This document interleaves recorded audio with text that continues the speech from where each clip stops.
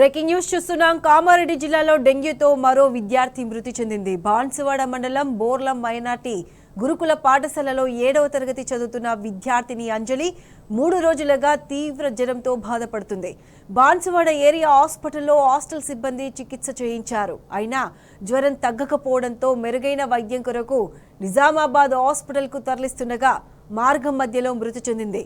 అంజలి స్వస్థలమైన జుక్కల్ మండలం పాడంపల్లి గ్రామంలో విషాద ఛాయలు నెలకొన్నాయి.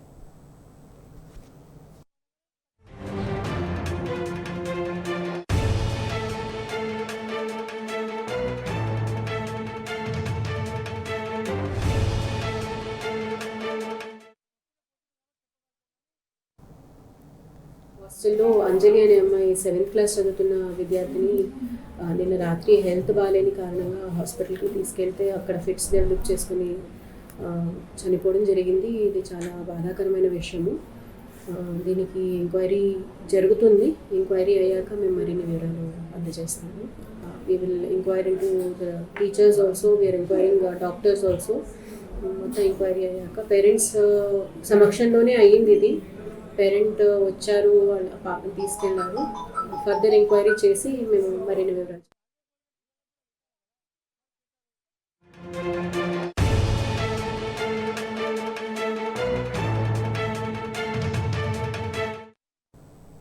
ఇదే అంశానికి సంబంధించి పూర్తి డీటెయిల్స్ మా ప్రతినిధి రవీందర్ అందిస్తారు. రవీందర్, చెప్పండి, ఆ పాప 3 రోజుల నుంచి జ్వరంతో బాధపడుతున్న ఈ హాస్టల్ సిబ్బంది ఎందుకు ఇంత నిర్లక్ష్యంగా వ్యవహరించారు? దీనికి సంబంధించి అప్డేట్స్ ఏంటి? దాదాపుగా ప్రత్యక్ష కామారెడ్డి ఉమ్మడి నిజామాబాద్ జిల్లాలో డెంగ్యూ మరణాలు, విషజ్వరాల మరణాలు రోజు రోజుకు పెరుగుతున్నాయి. ఈ నేపథ్యంలో మొన్న సదాశివనగర్ మండలం బోంపల్లి గ్రామంలో చోటు చేసుకున్నటువంటి 2 విద్యార్థినుల మరణం మరవక ముందే ఇవాళ తాజాగా బాన్స్వాడ మండలం బోల్రం గ్రామానికి చెందినటువంటి విద్యార్థి డెంగ్యూ వ్యాధితో విషజ్వరంతో చనిపోయినట్టుగా తల్లిదండ్రులు అదేవిధంగా డాక్టర్లు కొద్దిసేపటి క్రితమే ధృవీకరించడం జరిగింది. ఈ అమ్మాయి 7వ తరగతి చదవడం జరుగుతుంది. సాంఘిక సంక్షేమ హాస్టల్ విద్యార్థి బాన్స్వాడ మండలం బోర్ల మైనార్టీ గురుకుల పాఠశాలలో 7వ తరగతి చదువుతుంది. విద్యార్థి పేరు అంజలి. మైనార్టీ గర్ల్స్ రెసిడెన్షియల్ హై స్కూల్లో ఉంటూ అక్కడికి అప్ అండ్ డౌన్ చేయడం జరుగుతుంది. 3 రోజులుగా తీవ్ర జ్వరం వచ్చింది. ఈ నేపథ్యంలో పేరెంట్స్ కి నిన్న సాయంత్రం సమాచారం అందించింది హాస్పిటల్ సిబ్బంది. అదేవిధంగా ఇక్కడ ఉన్నటువంటి రెసిడెన్షియల్ హాస్టల్ సంబంధించిన ఉపాధ్యాయులు కూడా సేమ్ నిన్ననే సమాచారం అందించడం వాళ్ళు ఆందోళనతో గురికాయి నిన్న సాయంత్రం రావడం జరిగింది. విద్యార్థి తీవ్ర తలనొప్పి, జ్వరము, వాంతులు, విరేచనలతో అపరిమాణ స్థితిలో హాస్టల్లోనే వెళ్ళడం జరిగింది. ఈ నేపథ్యంలో పక్కన ఉన్నటువంటి బాన్స్వాడ ఏరియా హాస్పిటల్ కి, మాతా శిశు సంరక్షణ హాస్పిటల్ కి జాయిన్ చేయడం జరిగింది. ఈ నేపథ్యంలో జాయిన్ చేసినటువంటి విద్యార్థి పూర్తిగా అపరిమాణ స్థితిలో వెళ్ళడం జరిగింది. ఈ నేపథ్యంలో మెరుగైన వైద్యం కోసం బాన్స్వాడ నుంచి నిజామాబాద్ ఏరియా హాస్పిటల్ కు లేదా ప్రైవేట్ హాస్పిటల్ కు తరలించాలని తల్లిదండ్రులు విజ్ఞప్తి చేశారు. ఈ నేపథ్యంలో తరలిస్తున్న సమయంలో మార్గ మధ్యంలో విద్యార్థిని మృతి చెందింది. ఈ అమ్మాయి స్వస్థలం జుక్కల్ మండలంలో పాడం గ్రామానికి చెందిన అంజలి. ఈ నేపథ్యంలో నిరుపేద కుటుంబం, రెసిడెన్షియల్ హాస్టల్లో సీట్ రావడం జరిగింది. మైనార్టీ గురుకుల రెసిడెన్సీ హాస్టల్లో ఉంటూ చదువుకుంటున్న విద్యార్థి.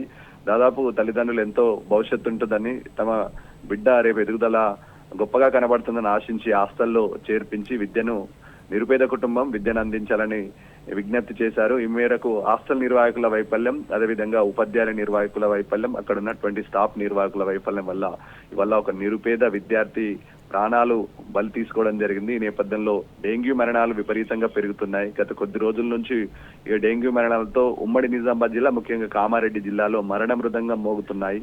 హాస్టల్ నిర్వాహకుల వైఫల్యాలు గత కొద్ది రోజుల నుంచి వివిధ మాధ్యమాలే, ముఖ్యంగా టీవీస్ లో ప్రసారం అవుతున్నాయి. ఈ నేపథ్యంలో అవేర్నెస్ కార్యక్రమాలు కూడా అంతంత మాత్రంగా ఇవాళ ప్రభుత్వం వ్యవహరిస్తుంది. దోమకాటు వల్ల ప్రాణాంతకరమైన వ్యాధులు సంభవిస్తున్నాయని అనేక పర్యాలుగా చెప్తున్నా ప్రభుత్వం పెడిచెవిన పెట్టింది. ఈ ఎవరైతే పాప చనిపోయిందో హాస్టల్ పరిసర ప్రాంతాల్లో దుర్గంధం ప్రస్తుతానికి వెదజల్లుతుంది. ఈ నేపథ్యంలో మురికి కాలువలు, అదేవిధంగా డెంగ్యూ, మలేరియాతో పాటు ఫ్యాన్లున్నా పనిచేయని పరిస్థితి, ఆ దుస్థితి ఏర్పడింది. గత 3 రోజుల క్రితమే అమ్మాయికి సంబంధించిన 3 ఫ్రెండ్స్ ఎవరైతున్నారో వాళ్ళు కూడా వ్యాధుల బారిన పడి ఇంటికి వెళ్లి ట్రీట్మెంట్ తీసుకొని కొంత మేరకు మెరుగయ్యారు. కానీ ఎందుకో ఈ పాపని అలా తల్లిదండ్రుల దగ్గరకు పంపలేరు. ఈ నేపథ్యంలో 7వ తరగతి చదువుతున్న పాప దాదాపుగా అక్కడ మూడు నాలుగు రోజుల క్రితమే వస్తానని ఫోన్ లో మాట్లాడిందని తల్లిదండ్రులకు చెప్పిందట. కానీ వాళ్ళ శవమై ఇంటికి తిరిగి వెళ్లడంతో ఆ గ్రామం, ఆ కుటుంబ సభ్యులు వారి రోదన మిన్నండుతున్నాయి. ఈ నేపథ్యంలో స్పష్టంగా కనబడుతుంది ఇది వాళ్ళ అధికారుల నిర్లక్ష్యం. దానికి వెలిసి సంక్షేమ ఆస్తుల దయాళమైన పరిస్థితులు ఎదుర్కొంటున్నారు. ఈ బాధాకరమైన విషయము. ఈ నేపథ్యంలో అక్కడ ఉన్నటువంటి నిర్వాహకులపైన కఠిన చర్యలు తీసుకోవాలి. ఏదేమైనా ఒక నిండు ప్రాణం ఇవాళ అధికారుల వైఫల్యం, సంక్షేమ ఆస్తుల అధికారుల వైఫల్యం స్పష్టంగా కనబడుతుంది. పాపకు తక్షణమే న్యాయం చేయాలని విద్యార్థి సంఘాలు ప్రధానంగా డిమాండ్ చేస్తున్నాయి. ఈ నేపథ్యంలో ఇక్కడ ఎవరైతే బాధ్యత వహిస్తున్నారో హాస్టల్ వార్డెన్ తో పాటు, ముఖ్యంగా ప్రతి హాస్టల్లో ఒక వార్డెన్ తో పాటు కేర్ టేకర్ ఉండాలి. ముఖ్యంగా స్టాఫ్ నర్సు నియమించాలి. కానీ ఇక్కడ సంక్షేమ హాస్టల్లో స్టాఫ్ నర్సు లేదు. స్టాఫ్ నర్సు ఉంటుంటే కొంత మేరకు మెరుగైన వైద్య సదుపాయం అందుతుందే అని విద్యార్థిని తల్లిదండ్రులు, బంధువులు ఆందోళన వ్యక్తం చేస్తున్నారు. ఈ నేపథ్యంలో పాపకు పోస్ట్ మార్టం నిమిత్తం కామారెడ్డి, అదేవిధంగా ఇక్కడ ఉన్నటువంటి బాన్స్వాడ ఏరియా హాస్పిటల్ కు తరలించడం జరిగింది. ఈ నేపథ్యంలో పోస్ట్ మాస్టర్ నిమిత్తం అక్కడ సమగ్ర దర్యాప్తు చేయాలి. ఎన్ని రోజుల నుంచి జ్వరం వస్తుంది, విషయాన్ని దాచే ప్రసక్తే లేదని విద్యార్థి సంఘాల నాయకులు ప్రధానంగా డిమాండ్ చేస్తున్నారు. ఈ నేపథ్యంలో పాపను పోస్ట్ మార్టం చేసిన అనంతరం దీనిపైన లోతైన దర్యాప్తు చేయించి బంధువులు అప్పుడు మాత్రమే తీసుకుంటామని చెప్పడం జరుగుతున్నది. Right Ravinder, thank you.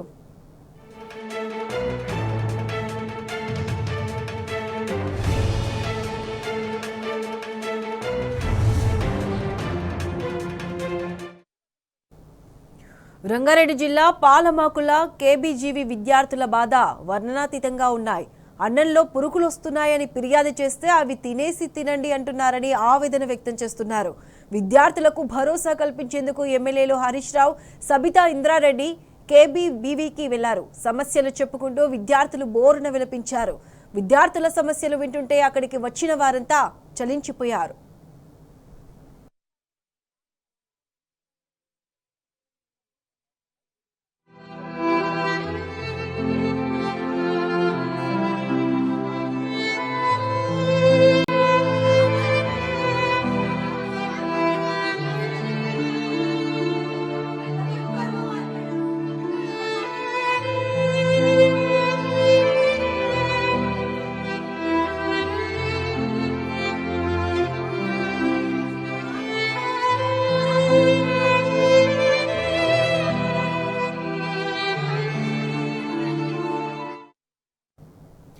Revanth Reddy పాలనను గాలికి వదిలేశారని ఎమ్మెల్యే హరీష్ రావు ఫైర్ అయ్యారు. రంగారెడ్డి జిల్లా పాలమ్మకుల కేజీబీవీ విద్యార్థులు జాతీయ రహదారిపై ధర్నా చేస్తే స్పందన లేదన్నారు. ముఖ్యమంత్రి మొద్దు నిద్ర లేవాలి, విద్యార్థులకు కడుపు నిండా భోజనం పెట్టాలని డిమాండ్ చేశారు. Revanth Reddy failure chief minister అని హరీష్ రావు ఎద్దేవా చేశారు. అసలు ఈ ప్రభుత్వానికి చీమ కుట్టినట్లేదు. సిగ్గుపడాలి రేవంత్ రెడ్డి. ఆడపిల్లలు 2 కిలోమీటర్లు నడిచి జాతీయ రహదారి మీద ధర్నా చేస్తే ఈ ప్రభుత్వం నుంచి ఇప్పటిదాకా స్పందన లేదు.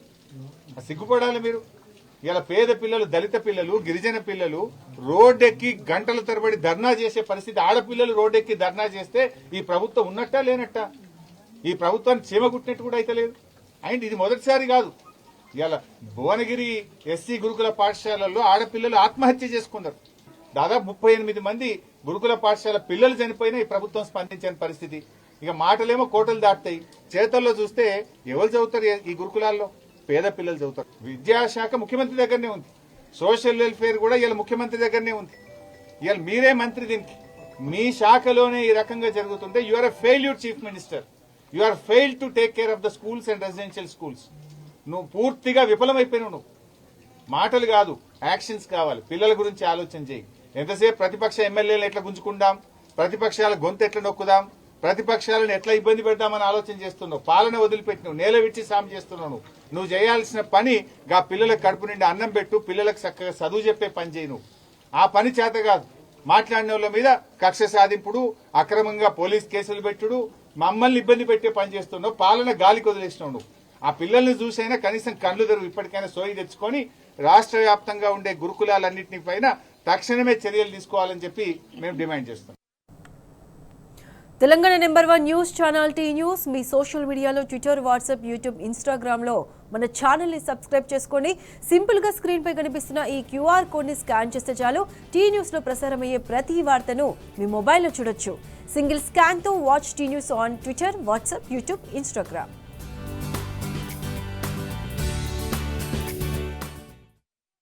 పశ్చిమ మధ్య బంగాళాఖాతంలో తీవ్ర అల్పపీడనం వాయుగుండంగా మారింది.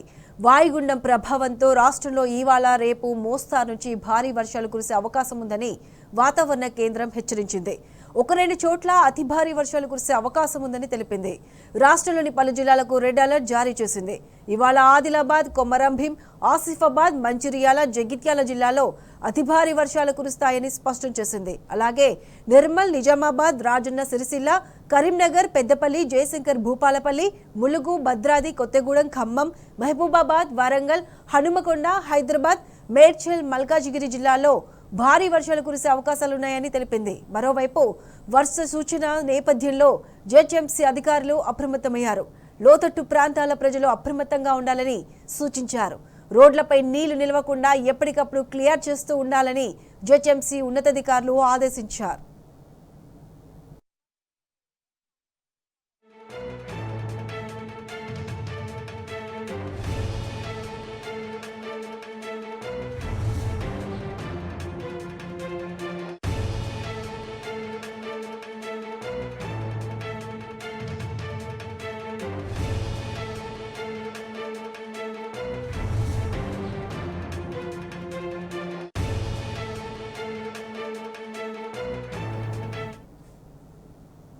బంగాళాఖాతంలో తీవ్ర అల్పపీడనం వాయుగుండంగా మారింది. రాష్ట్రానికి హైదరాబాద్ వాతావరణ కేంద్రం రెడ్ అలర్ట్ జారీ చేసింది. రాష్ట్రంలో ఇవాళ రేపు భారీ నుంచి అతి భారీ వర్షాలు కురుస్తాయంటున్న వాతావరణ శాఖ అధికారి ధర్మరాజుతో మా ప్రతినిధి వంశీ ఫేస్ టు ఫేస్. జారీ చేసింది ఐఎండీ. ఇప్పటికే పలు జిల్లాల్లో గత 24 గంటల నుంచి కూడా భారీ నుంచి అతి భారీ వర్షాలు కురుస్తూ ఉన్నాయి. ప్రజెంట్ ఏదైతే పశ్చిమ వాయు బంగాళాఖాతంలో కొనసాగుతున్నటువంటి ఏదైతే వాయుగుండం ప్రజెంట్ ఎక్కడ కేంద్రీకృతమైంది, ఎప్పుడు తీరం దాటే అవకాశం ఉందనే అంశానికి సంబంధించి కూడా నేరుగా మనతో పాటు వాతావరణ కేంద్రం అధికారులతోనే మాట్లాడించే ప్రయత్నం చేద్దాం. సార్ చెప్పండి, ప్రజెంట్ ఈ యొక్క తీవ్ర అల్పపీడనం వాయుగుండంగా ఈరోజు ఉదయం మారడం జరిగింది. ప్రజెంట్ ఇది ఎక్కడ కేంద్రీకృతమైంది అంటారు? ప్రస్తుతం కనుక చూసుకున్నట్లయితే నిన్న బంగాళాఖాతంలో ఏర్పడినటువంటి అల్పపీడనం కాస్త ఈరోజు ఉదయాన్న వాయుగుండంగా మారింది. ప్రస్తుతం అది పశ్చిమ బంగాళాఖాతంలోను వాయువు దిశగా ఇది కదులుతుంది. ప్రస్తుతం ఇది చూసుకున్నట్లయితే రానున్న 12 గంటల్లో కూడా ఇది తీరం దాటే విధంగా ఉంది. ప్రస్తుతం కనుక చూసుకున్నట్లయితే ఉత్తర ఆంధ్ర మరియు దక్షిణ ఒరిస్సా తీరం గుండా ఇది ప్రయాణిస్తుంది. అంతేకాకుండా విశాఖపట్నం మరియు ఒడిశా, గోపాల్పూర్ తీరాల్లో ఇది క్రాస్ అయ్యే తీరాన్ని దాటే అవకాశం అయితే ఎక్కువ ఉంది. దీనివల్ల మనకి తెలంగాణలో ఈరోజు రేపు కూడా విస్తారంగా వర్షాలు అయితే ఉన్నాయి. ఈరోజు తెలంగాణకి కనుక చూసుకున్నట్లయితే ప్రధానంగా తెలంగాణ రాష్ట్రానికి సంబంధించి ఏ జిల్లాలకు మీరు అత్యంత భారీ వర్షాలు ఇవ్వడం జరిగింది, దాంతోపాటుగా భారీ నుంచి అతి భారీ వర్షాలు కురిసే అవకాశం ఉందంటారు? ఈరోజు కనుక చూసుకున్నట్లయితే ఈ యొక్క వాయుగుండం యొక్క తీవ్రత తెలంగాణ మీద స్పష్టంగా కనిపిస్తుంది. అందువల్ల కొన్ని జిల్లాలకు మేమైతే ఈరోజు అత్యంత భారీ వర్ష సూచనలు అయితే ఇవ్వడం జరిగింది. ముఖ్యంగా చూసుకున్నట్లయితే జయశంకర్ భూపాల్పల్లి, ములుగు, భద్రాద్రి కొత్తగూడెం, ఖమ్మం, సూర్యాపేట్ ఈ యొక్క జిల్లాలకు అత్యంత భారీ వర్ష సూచనలు అయితే ఇవ్వడం జరిగింది. అంతేకాకుండా భారీ నుంచి అతి భారీ వర్ష సూచనలు అయితే మహబూబ్ నగర్, నారాయణపేట్, జోగులాంబ గద్వాల్, వనపర్తి, నాగర్ కర్నూలు ఈ జిల్లాలకు భారీ నుంచి అత్యంత భారీ వర్ష సూచనలు అయితే ఇవ్వడం జరిగింది. అంతేకాకుండా సిటీ కనుక చూసుకున్నట్లయితే భారీ వర్షాలు అయితే పడే అవకాశాలు అయితే ఎక్కువ కనిపిస్తున్నాయి. సార్ ప్రధానంగా నిన్న నుంచి కూడా భారీ వర్షాలు కురుస్తూ ఉన్నాయి. మీరు రెడ్ అలర్ట్ని కూడా ఇవ్వడం జరిగింది తెలంగాణ రాష్ట్రానికి సంబంధించి. ప్రజెంట్ మనం ఒకసారి రాడర్ ఇమేజ్ చూస్తే కూడా క్లౌడ్స్ మూవ్మెంట్ అనేది చాలా మనకు హెవీగా కనపడతా ఉంది.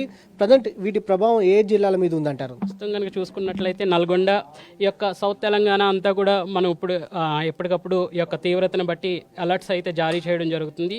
1 అవర్లీ బులెటిన్ అయితే ఇష్యూ చేయడం, ఈ యొక్క వర్ష తీవ్రతను బట్టి ఈ యొక్క బులెటిన్స్ అనేవి ఏ యొక్క ప్రాంతాల్లో మనకి ఎక్కువ వర్షం నమోదవుతుందో ఆయా ప్రాంతాలకు ఎప్పటికప్పుడు బులెటిన్స్ అనేవి ఇవ్వడం జరుగుతుంది. దాంతోపాటుగా తీరం దాటే సమయంలో గంటకు ఎన్ని కిలోమీటర్ల వేగంతో గాలులు వీచే అవకాశం ఉంది? తెలంగాణ పైన ఎలా ఉండబోతుంది అంటారు? తెలంగాణలో రానున్న 3 రోజులు కూడా మనకి ఈదుడు గాలులతో పాటు ఉరుములు మెరుపులు గంటకు 30 నుంచి 40 కిలోమీటర్ల వేగంతో గాలి వీచే అవకాశాలు అయితే ఎక్కువ కనిపిస్తున్నాయి. సార్, ఇప్పటి వరకు రాష్ట్ర వ్యాప్తంగా కూడా ఎన్ని సెంటీమీటర్ల మేర వర్షపాతం నమోదైందంట? ప్రస్తుతం కనుక చూసుకున్నట్లయితే ఈరోజు నారాయణపేటలో 13 సెంటీమీటర్లు వర్షం అనేది వెరీ హెవీ రెయిన్ఫాల్ అనేది నమోదవడం జరిగింది. అలాగే హెవీ రెయిన్ఫాల్ అనేది 21 చోట్ల హెవీ రెయిన్ఫాల్ అనేది కూడా నమోదవడం జరిగింది. సార్, ఇప్పటికే మీరు రెడ్ అలర్ట్ ఇవ్వడం జరిగింది. అటు సూర్యాపేట కావచ్చు, నల్గొండ కావచ్చు, నాగర్ కర్నూలులో వాగులు వంకలు పొంగి పొర్లుతున్నటువంటి పరిస్థితి కూడా మనం చూస్తూ ఉన్నాము. రోడ్లపైకి నీరు నిలిచినటువంటి పరిస్థితి కూడా మనం చూస్తూ ఉన్నాం. ప్రధానంగా ఈ జిల్లాలకు సంబంధించి కావచ్చు, హైదరాబాద్ నగరానికి సంబంధించి కూడా ఎలాంటి అలర్ట్ ఇవ్వడం జరిగింది? ప్రజలు ఎలాంటి జాగ్రత్తతో ఉండాలంటారు? ప్రస్తుతం ఈ యొక్క వర్ష సూచనలు ఎప్పటికప్పుడు గత 2 రోజుల నుంచి కూడా ఆయా ఈ యొక్క విపత్తు శాఖ వారిని ఎప్పటికప్పుడు అప్రమత్తం చేస్తూ ఈ యొక్క వర్ష సూచనలు అనేది వాళ్ళకి ఇవ్వడం వల్ల ఎక్కడైతే లోతట్టు ప్రాంతాలు ఉన్నాయో అక్కడ ప్రజలను సురక్షితంగా వాళ్ళు రక్షించగలిగే అవకాశాలు ఎక్కువ కనిపిస్తున్నాయి. అంతేకాకుండా వాటర్ లాగింగ్ ఏరియాస్ ఎక్కడైతే ఉన్నాయో అక్కడ కూడా వాటర్ని ప్రాపర్గా డైవర్ట్ చేయడం, అంతేకాకుండా డ్రైన్ సిస్టమ్స్ ఎక్కడైతే బ్లాక్ ఉన్నాయో ఆ డ్రైన్ సిస్టమ్స్ని కూడా ఇంప్రూవ్ చేయడం అనేది జరుగుతుంది. ఇది మొత్తం మీద తెలంగాణ రాష్ట్రానికి సంబంధించి ఈరోజు రేపు ఏదైతే భారీ నుంచి అతి భారీ వర్షాలతో పాటుగా అత్యంత భారీ వర్షాలు కురిసే అవకాశం ఉంది. తెలంగాణ రాష్ట్రానికి రెడ్ అలర్ట్ని జారీ చేసినటువంటి నేపథ్యంలో ప్రజలు కూడా అప్రమత్తంగా ఉండాలి. ప్రధానంగా నల్గొండ, నాగర్ కర్నూలు, సూర్యాపేట జిల్లాలకు సంబంధించినటువంటి ప్రజలు మాత్రం మరింత జాగ్రత్తగా ఉండాల్సిన అవసరం ఉందని కూడా వాతావరణ కేంద్రం హెచ్చరికలు జారీ చేసినటువంటి పరిస్థితి కూడా మనం చూస్తా ఉన్నాము. దాంతోపాటుగా హైదరాబాద్ నగరానికి సంబంధించి కూడా భారీ వర్షం ఇచ్చినటువంటి నేపథ్యంలో ప్రజలు జాగ్రత్తగా ఉండాలి. చెట్ల వద్ద కావచ్చు, దాంతోపాటుగా కరెంట్ పోల్స్ వద్ద కావచ్చు, ఏదైతే డెలికేటెడ్ బిల్డింగ్స్ ఉంటాయో వాటి వద్ద కూడా ఉండొద్దని కూడా వారు హెచ్చరికలు జారీ చేసినటువంటి పరిస్థితి కూడా మనం చూస్తూ ఉన్నాము. ఇప్పటికే అటు ఐఎండీ నుంచి డిజాస్టర్ మేనేజ్మెంట్కి కూడా పలు సూచనలు కావచ్చు, అప్రమత్తంగా కూడా వెళ్ళినట్టు కూడా వారు చెప్తా ఉన్నారు. మొత్తం మీద రాబోయే 2 రోజుల పాటు కూడా ప్రజలు జాగ్రత్తగా ఉండాలి. రేపు తెల్లవారుజామున అటు ఏదైతే దక్షిణ ఒడిశా, ఉత్తర ఆంధ్రప్రదేశ్ తీరం వద్ద ఇది తీరం దాటే అవకాశం ఉంది. గంటకు 40 కిలోమీటర్ల వేగంతో గాలులు వీచే అవకాశం ఉన్నట్టు కూడా వాతావరణ కేంద్రం అంచనా వేసినటువంటి పరిస్థితి కూడా మనకు కనపడతా ఉంది. వీడియో జర్నలిస్ట్ లక్ష్మణ్తో వంశీకృష్ణ, టీ న్యూస్, హైదరాబాద్. నారాయణపేట జిల్లాలో భారీ వర్షాలకు చెరువులు, వాగులు పొంగి పొర్లుతున్నాయి. ఉట్కూరు మండలం మల్లెపల్లి గ్రామం చిన్నపొర్ల వాగు అలుగుపారుతుంది. ప్రవాహాన్ని తక్కువగా అంచనా వేసిన ఓ కార్ డ్రైవర్ వాగు దాటే క్రమంలో అదుపు తప్పి పక్కకు ఊరిగింది. వెంటనే స్పందించిన స్థానికులు కారులో ఉన్న వారిని రక్షించడంతో ప్రాణాపాయం తప్పింది.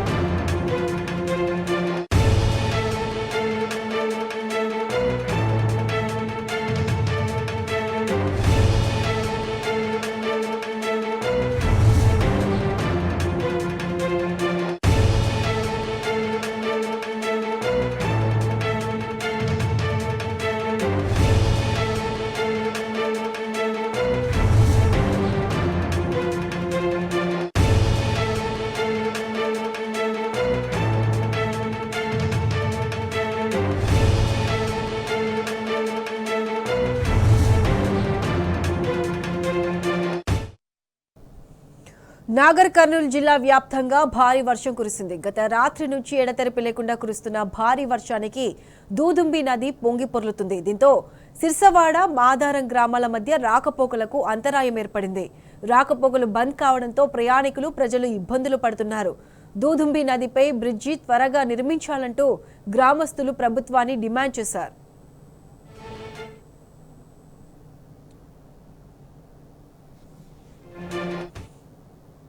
పుష్కలంగా ఉన్నందున ఇప్పుడు రాకపోకలకు బ్రిడ్జి లేక ఇబ్బంది ఉంది. ఇప్పటి సంధి వర్షాకాలం అయిపోయినంత వరకు నీళ్లు బంద్ అయినంత వరకు మాకు రానిక పోనీక ఇబ్బంది అవుతుంది. విజయవాడ గ్రామంలో స్పందించాలని మేము అధికారులను కోరడం జరుగుతుంది. ఇప్పటికి ఒక మంచి వ్యక్తి చనిపోయాడు. కొన్నిసారి వాగులో పడి చాలా ఇబ్బందులు అవుతున్నాయి. రాకపోకలకు చాలా వేసినట్టు రైతులు రాకపోకలకు చాలా ఇబ్బందిగా ఉన్నారు. మీరు దయచేసి మాకు బ్రిడ్జి ఓపెనింగ్ చేయాలి అని మేము కోరుకుంటున్నాం. బంగాళాఖాతంలో ఏర్పడిన అల్పపీడనం వాయుగుండంగా మారడంతో ఏపీలో భారీ వర్షాలు కురుస్తున్నాయి. ఎడతెరిపి లేకుండా కుండపోత వానలతో రాష్ట్రం అతలాకుతలమవుతుంది. వర్షాలు వరదలతో విజయవాడ, మచిలీపట్నం, విజయనగరం, శ్రీకాకుళం, మన్యం, అల్లూరు, విశాఖ, అనంతపురం, కడప, కర్నూలు, నంద్యాల జిల్లాలో జనజీవనం స్తంభించింది. భారీ వర్షాల నేపథ్యంలో ఏపీ సీఎం చంద్రబాబు సమీక్ష నిర్వహించారు. అధికారులు ప్రతి క్షణం అప్రమత్తంగా ఉండాలని అన్నారు. భారీ వర్షాలు పడే ప్రాంతాల ప్రజలు మొబైళ్లకు ఎప్పటికప్పుడు అలర్ట్లు పంపించాలని ఆదేశించారు. వాగులు, వంకల వద్ద హెచ్చరిక బోర్డులు పెట్టాలన్నారు. ప్రజలు ప్రమాదాల బారిన పడకుండా జాగ్రత్తలు తీసుకోవాలని సూచించారు.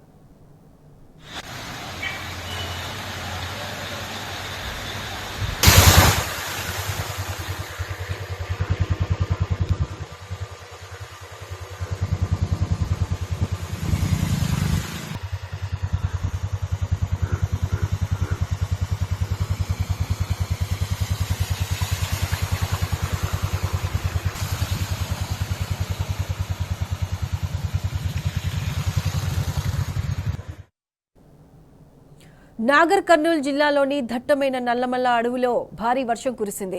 ఉమామహేశ్వరం క్షేత్రం వద్ద వర్షపు నీరు జలపాతాన్ని మైమరిపించేలా ఉంది.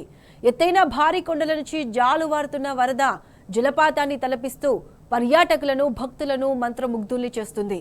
భారీ వర్షానికి కొండ చర్యలు విరిగిపడే ప్రమాదం ఉందని, జలపాతం తగ్గే వరకు భక్తులు క్షేత్రానికి రావద్దంటూ అధికారులు తెలిపారు.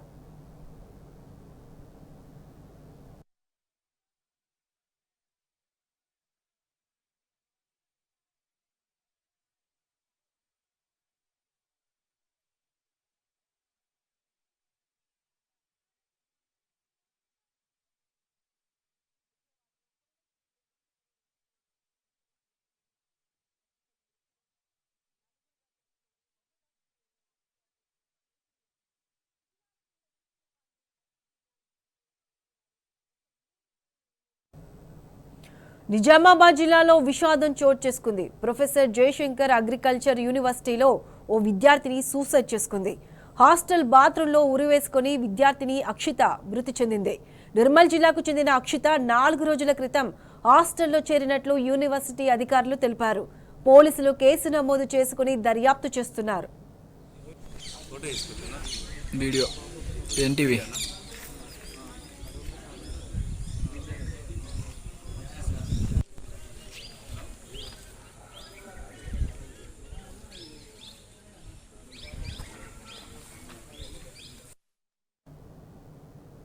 పెండింగ్ బిల్లులు చెల్లించాలని సర్పంచులు రోడెక్కారు. తెలంగాణ సర్పంచుల సంఘం జాయింట్ యాక్షన్ కమిటీ ఆధ్వర్యంలో అసెంబ్లీ ఎదుట నిరసన నిర్వహించారు.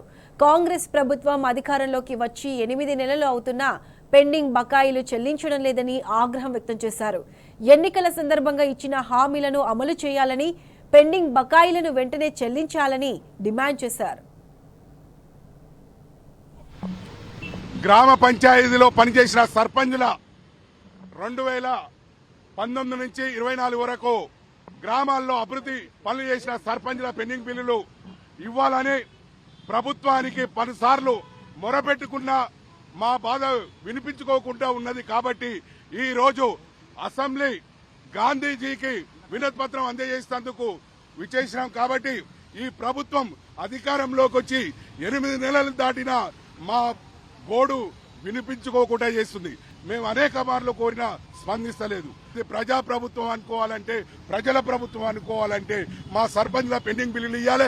ఈ బిల్లులు ఇవ్వకుండా ఎన్నికలు పెట్టినట్టయితే మేము గ్రామాల్లో కూడా ఎన్నికలు జరగకుండా మేము అడ్డుకుంటాం. ప్రజాప్రతినిధులను కూడా అడ్డుకుంటేందుకు మేము సిద్దమవుతామని ప్రభుత్వానికి తెలియజేస్తున్నాం. రేవంత్ రెడ్డి గారు, బట్టి విక్రమార్క గారు, సీతక్క గారు అనేక మార్లు కూడా మీ పెండింగ్ బిల్స్ ఇచ్చిన తర్వాతనే ఎన్నికలకు పోతామన్నారు. గత 9 నెలల నుంచి ఎలాంటి బిల్లు ఇవ్వకపోవడం దురదృష్టకరం. ముఖ్యమంత్రి వారు అదేవిధంగా మా పంచాయతీరాజ్ మినిస్టర్ సీతక్క గారు వాళ్ళు రాజకీయంలోకి ఎలక్షన్లో భాగంగా సర్పంచ్ల వేధింపులు జరుగుతున్న వాళ్ళ బిల్లులు వస్తలేవని మా మీద కపట ప్రేమ చూపెట్టి వారు అధికారంలో వచ్చిన తర్వాత మా బిల్లులపై వాళ్ళు మాట్లాడకపోవడం చాలా సిగ్గుచేటు. సర్పంచ్ అందరం మా ఫ్యామిలీ కుటుంబాలతో సహా రోడెక్కి ప్రభుత్వంపై మేము నిరసనలు అదేవిధంగా శాంతియుతంగా చేస్తామని తెలియజేసుకుంటున్నాం.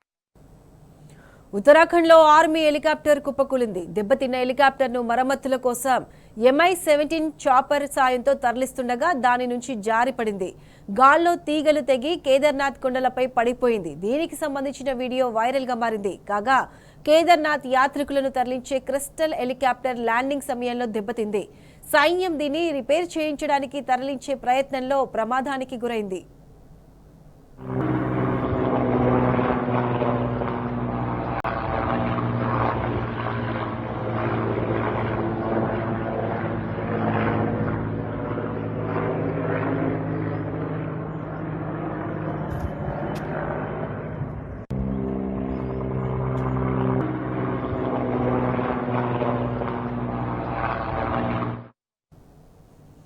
కేంద్రానికి వ్యతిరేకంగా ఢిల్లీ శివారులో రైతులు చేస్తున్న ఆందోళనలు 200ల రోజుకు చేరాయి. ఈ నేపథ్యంలో ఖనౌరీ శంభు రతన్పురా సరిహద్దుల్లో నిరసనలకు దిగారు అన్నదాతలు. తమ డిమాండ్లను నెరవేర్చే వరకు ఉద్యమాన్ని కొనసాగిస్తామని వెల్లడించారు. ఈ నిరసనలో స్టార్ రెజ్యులర్ వినేష్ పోగట్ పాల్గొన్నారు. రైతు ఉద్యమాన్ని అవహేళన చేసిన బీజేపీ ఎంపీ కంగనా రనౌత్పై ఆగ్రహం వ్యక్తం చేశారు. ఆమెపై కఠిన చర్యలు తీసుకోవాలని డిమాండ్ చేశారు.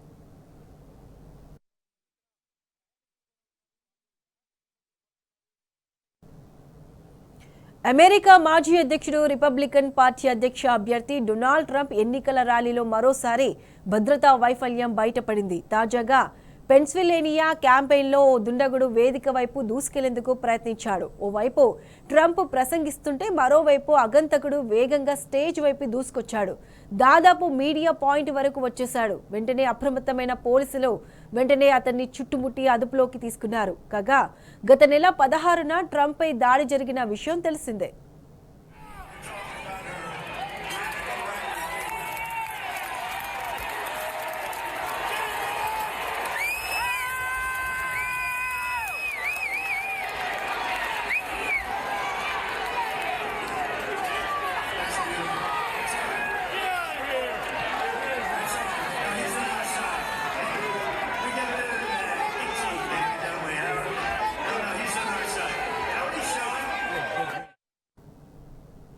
ఇజ్రాయెల్ హామస్ యుద్ధంలో కీలక పరిణామం చోటు చేసుకుంది. సౌత్ గాజాలో సైనిక ఆపరేషన్ నిలిపివేస్తున్నట్టు ప్రకటించింది. ఐడిఎఫ్ దళాలను ఆ ప్రాంతం నుంచి ఉపసంహరించుకుంది.